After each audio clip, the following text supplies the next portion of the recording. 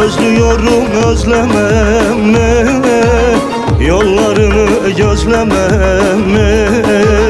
Gel de bana sor sevdiğim, kavuşmayı istemem mi? Özlüyorum özlemem mi? Yollarını gözlemem mi? Gel de bana sor sevdiğim, kavuşmayı istemem.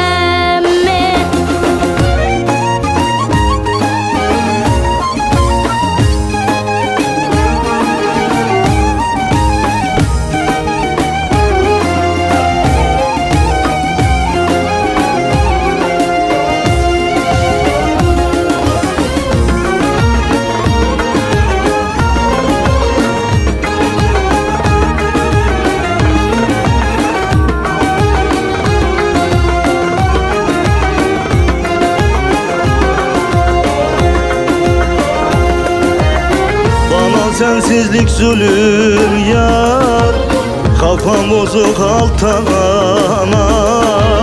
Zaten kaderim güldürmez, kör talihim hiçe sayar. Bana sensizlik zulüm yar, kafam bozuk alttan ana.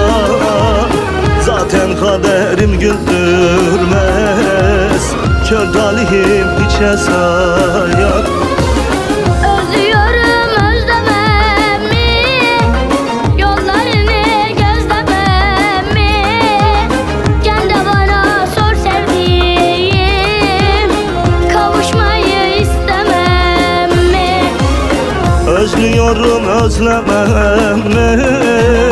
Yollarını gözlemem mi? Gel de bana sor sevdiğim, kavuşmayı istemem mi? Özlüyorum özlemem mi?